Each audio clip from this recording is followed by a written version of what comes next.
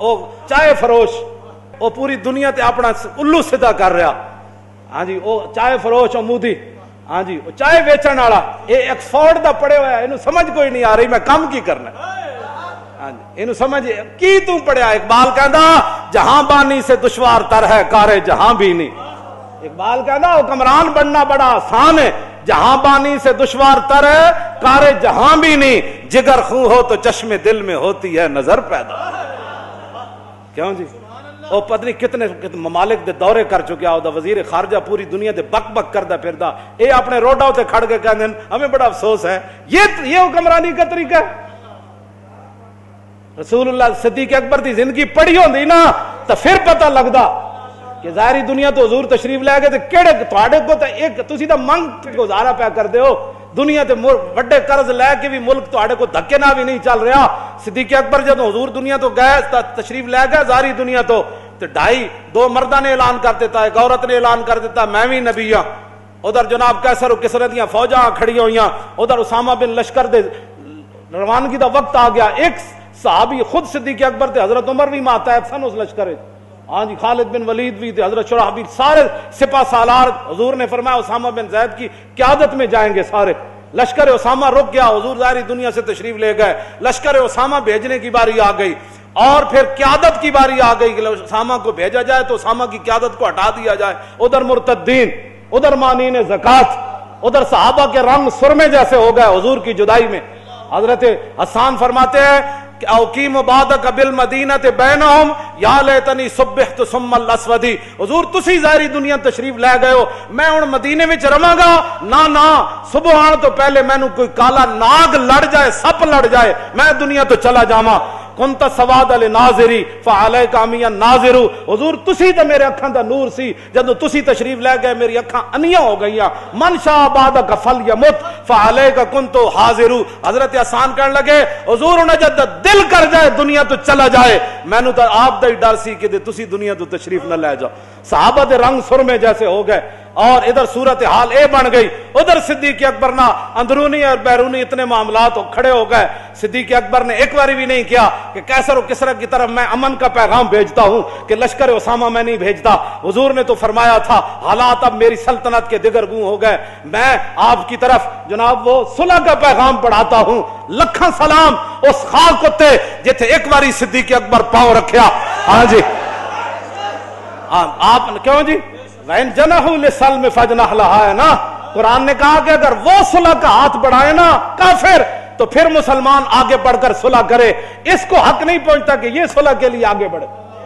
ہاں صدیق اکبر نے کوئی صلح دا ہاتھ نہیں بڑھایا کہ بھائی میرے ملک دے حالات بڑے دگرگوں ہو گئے میری فوج دا مسئلہ بڑھ گیا. صحابہ دے رنگ سرمے جیسے ہو گئے غم دے نڈال ہو گئے. گلیاں صحابہ پھر دے سن. رسول اللہ جدو ظاہری دنیا تشریف لے گئے پوچھ دے سن یارا حضور تے نہیں ویکھے حضور تے نہیں ویکھے. اے صورتحال بن گئی. صدیق اکبر کیسر و کسرا کی طرف پیغام نہیں بھیجا کہ میں لشکر اسامہ نہیں بھیجنا. حضور نے روانہ فرمایا اس ویلے حالات اور تھے اب حالات اور ہیں. یہی تو وہ بات ہے کہ جب ہم نے حالات کے مطابق اپنے آپ کو بدلا تو گھر میں بھی امن نہ رہا اور جب ہم نے اللہ رسول کی طرف دیکھا تو سپر پاور بھی صحابہ نے گرا کر پاؤں کے اندر روٹ ڈالی. یہ تھی وہ بات. کیوں جی حالات بن گئے تھے کہ نہیں. صدیق اکبر نے فرمایا نہیں لشکر اسامہ جائے گا. فرمایا مدینہ پاک درندے بھی آ کر صدیق نو نپ کے لے جان مدینہ خالی ہوئے مینو بچان والا بھی کوئی نہ ہوئے لشکر اسامہ جائے گا. اور فرمایا رہ گئی قیادت تو قیادت بھی اسامہ بن زید ہی کریں گے.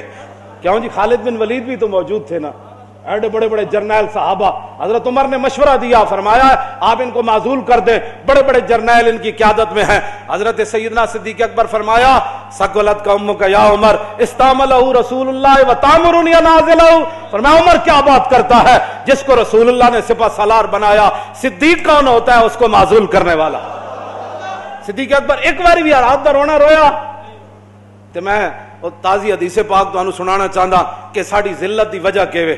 کیوں جی تیرے منہ سے جو بات نکلی وہ ہو کے رہی. وہ زبان جس کو سب کن کی کنجی کہے اس کی نافذ حکومت پہ لاکھوں سالہ. عن ابن عمر قال سمعت رسول اللہ صلی اللہ تعالی علیہ وسلم یقول عبداللہ بن عمر، حضرت عمر کے صاحبزادے فرماتے ہیں میں نے رسول اللہ کو فرماتے ہوئے سنا، یہ ابو داؤد شریف میرے پاس سیاستہ کی کتاب کتاب البیوع کے اندر امام نے بیع عینہ کے تحت اس حدیث کو نقل فرمایا۔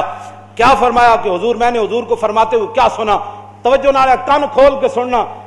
پیسہ زیادہ آ جائے گا، پاکستان بچ جائے گا، پیسہ سعودی عرب تے انہوں نے لیٹرینہ بھی سونے دیاں بڑھا دیتیاں، لیکن اسرائیل دا اقبال نہیں ڈنگا کر سکے، کیوں جی؟ اور اجڑ گیا فلسطینی تے غزہ والے، شام اجڑ گیا، عراق اجڑ گیا، مصر اجڑ گیا، تو پیسے نہ تو حضور نے فرمایا نہیں نہ میری امت بچے گی۔ سنو ذرا حضور نے کیا فرمایا، فرمایا اذا تبایعتم بالعینۃ واخذتم اذناب البقر وردیتم بالزرع وترکتم الجہاد سلط اللہ علیکم ذلا لا ينزع حتى ترجعوا الى دینکم۔ ایدا ترجمہ سنو، پوری امت مسلمہ تے نظر کرو، کیوں انہاں سے ذلت دی وجہ کیوے؟ حضور نے فرمایا جب تم آپس میں بیع عینہ کرنے لگو، خرید و فروخت۔ بیع عینہ کیا ہے کہ یہ جو چیز ہے میں مولانا کو 10 روپے کی بیچتا ہوں، یہ مولانا کہتے ہیں میں 10 روپے دے دوں گا 1 دسمبر کو، ابھی جناب اکتوبر نہیں گزرا تو میں نے مولانا کو کہا بھائی 10 روپے چاہیے، انہوں نے کہا آپ کا وعدہ تو میں نے کہا مجھے اس بات کا پتہ نہیں ہے، انہوں نے کہا اچھا میں کوشش کرتا ہوں، انہوں نے کہا کہ مجھے تو پیسے نہیں ملے جی۔ میں پھر ان کو کیا کہتا ہوں کہ یہ 5 روپے کا مجھے واپس دے دو اور 5 روپے میرے آپ پر قرض رہ گئے، اس کو کہتے ہیں بیع عینہ، یہ سود کی ایک قسم ہے۔ حضرت امام محمد جنہوں نے یہودی ویکھ کے کہندے سن غلام محمد ہو جا تے آقا محمد کے ہو جاؤنے، امام محمد فرماندے سن بیع عینہ سود خوراں نے ایجاد کیتی تے میرے دل اتے کئی پہاڑاں نالوں زیادہ وزن ہے اس بیع عینہ دا۔ یہ تے سود دی ایک قسم ہے تے جڑے خالص سود کھاندے نو او امام محمد دے دل اتے کیڑا وزن؟ آپ نے فرمایا کئی پہاڑاں دا وزن جڑا نا میرے دل اتے موجود ہے جنہاں بیع عینہ ایجاد کیتی۔ اے جی بیانہ تو جی ختم ہو گیا، 10 لاکھ بیانہ، وقت پیسے نہیں دیتے، تو 10 لاکھ ایک بندے دا کیویں کھادا ہے؟ یہ سارے وہ قسمان نہ پیسے کھان دیے جناب طریقے نہ۔ بیع عینہ حضور نے فرمایا جب تم بیع عینہ کرنے لگو واخذتم اذناب البقر وردیتم بالزرع، حضور نے فرمایا تسی بیلاں دیاں دماں پکڑ کے کھیتی باڑی لگ جاؤ، مراد کھانے کمانے لگ جاؤ، اپنی بلڈنگاں اپنے کاروبار ودھانے شروع کر دیو، وترکتم الجہاد، اور فرمایا تم اللہ کی راہ میں جہاد کو ترک کر دو۔ بیع عینہ اور کاروبار میں میری امت حضور نے فرمایا لگ جائے اور جہاد کر دے ختم، تو پھر ہوگا کیا؟ سلط اللہ علیکم ذلا، پھر اللہ تم پر ایسی ذلت مسلط کرے گا، اللہ مسلط کرے گا تمہارے اوپر، ثم لا ينزع، پھر وہ ذلت کبھی بھی ختم نہیں ہوگی۔ سن لو، امریکہ پیسے دے دے، پوری دنیا تمہیں پیسے دے دے، کیوں جی؟ سعودی عرب کے پاس سارے دنیا کے پیسے آ جائیں، مصر کے پاس آ جائیں، یمن کے پاس آ جائیں، پاکستان کے پاس آ جائیں، ملیشیا کے پاس آ جائیں، افغانستان کے پاس آ جائیں، اردن کے پاس آ جائیں، اور انڈونیشیا کے پاس آ جائیں، اور بوسنیا چیچنیا سب کے پاس پیسہ آ جائے، پوری دنیا دیا نعمتاں انہاں دے خزانے زمین اگلن دے دے وے، حضور نے فرمایا جیڑی اللہ تواڈے تے ذلت مسلط کرے گا نا لا ينزع، اس کو کبھی بھی ختم نہیں کرے گا۔ کب ختم ہوگی؟ حتی ترجعوا الی دینکم، یہاں تک کہ تم اپنے دین کی طرف واپس آ جاؤ۔ کوئی آنے کے لیے تیار ہے دین کی طرف؟ بتائے پاکستان میں یا پوری دنیا میں مسلمان دین کی طرف واپس آنا چاہتے ہیں؟ نہیں آنا چاہتے۔ جی یہ کیا کون سا دین ہے روڈ بند کرنا؟ آج تو کوئی نہیں بولے گا نا، کیوں؟ آج تو کوئی نہیں بولے گا، 12:30 سے سارے مفتی بنے ہوندے ہیں، یہ کون سا دین ہے جی؟ خاکے باہر بنتے ہیں، آپ احتجاج یہاں کرتے ہیں، تو ہن انہاں نوں بھی کہو نا آپ احتجاج یہاں کیوں کر رہے ہیں؟ کشمیر پر حملہ ہوا، جاؤ کنٹرول لائن کراس کر کے احتجاج کرو، جی سانو کہندے ہیں یہ کون سا دین ہے جی؟ میری گاڑی پھنس گئی، آج تو کوئی نہیں کہے گا نا گاڑی پھنس گئی۔ سب ہونڈا گردیاں اسلام کے خلاف، سارے ان کے ذہنیت تیار کی گئی ہے، اور سب جس کو پوچھو مفتی اعظم بنے ہوئے اسلام کے خلاف، کلمہ بھی سیدھا نہیں آتا۔ میں جناب منڈے نے نکاح پڑھانا، انہوں نے پہلے 3 کلمے بھی سیدھے پڑھنے نہیں آتے۔ ایک وہ جناب چائے ویچن والا مودی، اور پوری دنیا تے جناب کہہ کے ماردا پھردا، ٹرمپ نال مل گیا جی مسخرے 2 شیطان مل دین، ہس رہا جناب ایک دوسرے دا ہاتھ وچ ہاتھ پا کے، مینوں منڈے نے وکایا، میں کہ 2 شیطان ملے، کیوں جی؟ قرآن نے بھی تو انہوں نے شیطان کیا، الذین آمنوا یقاتلون فی سبیل اللہ، کیوں جی؟ مولانا جمعے جی پیچھے پڑھے آتے، آج بھی پڑھ دیں گے، الذین آمنوا یقاتلون فی سبیل اللہ، مومن وہ ہیں جو اللہ کے راستے میں لڑتے ہیں، والذین کفروا یقاتلون فی سبیل الطاغوت، فرمایا کافر جو ہے وہ شیطان کے راستے میں لڑتے ہیں. اور فقاتلوا اولیاء الشیطان، اللہ نے مسلمانوں کو قیامت تک حکم دیا اے شیطان دے یاراں نو وڈ کے رکھ دو. فقاتلوا اے یارن سارے شیطان دے، اولیاء ولی کی جمع، کیوں جی؟ فقاتلوا اولیاء الشیطان، فرمایا اے سارے شیطان دے یارن تے تسی یہ شیطان دے یاراں نو قتل کرو. ان قید الشیطان کان ضعیفا، فرمایا تسی اللہ واسطے لڑو، اے شیطان واسطے لڑن.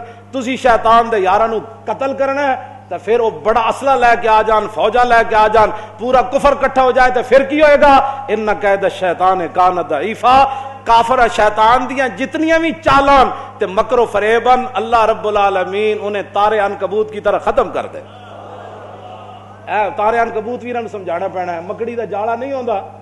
انہو حن البیوت لبیت العنکبوت، اللہ نے فرمایا ساری دنیا میں جو جڑے گھر بن دے نا سارے تو کمزور ترین گھر جڑا وہ مکڑی دا گھر ہے، جاڑا. اے جاڑا کیوں جی؟ انہوں مکھی بھی توڑ کے نکل جاندی، مکھی دو باری اڈے تو جناب وچ سوراخ بنا کے نکل جاندی. اللہ نے فرمایا کہ اے جڑا شیطان، اے جڑے شیطان دے یارن، انہاں دے جتنے بھی مکر و فریبن، لیکن اس کے لیے پہلی شرط ہے کہ اللہ رسول پر بندے کو یقین تو ہو نا. تسی تو اسلام دا نام نہیں لین دے، اعلان کرو نا جہاد دا، اعلان کرو نا جہاد دا. مزید ویڈیوز اور اپڈیٹس کے لیے یوٹیوب پر علامہ Khadim Hussain Rizvi official channel subscribe کریں اور بیل آئیکن پر بھی کلک کریں.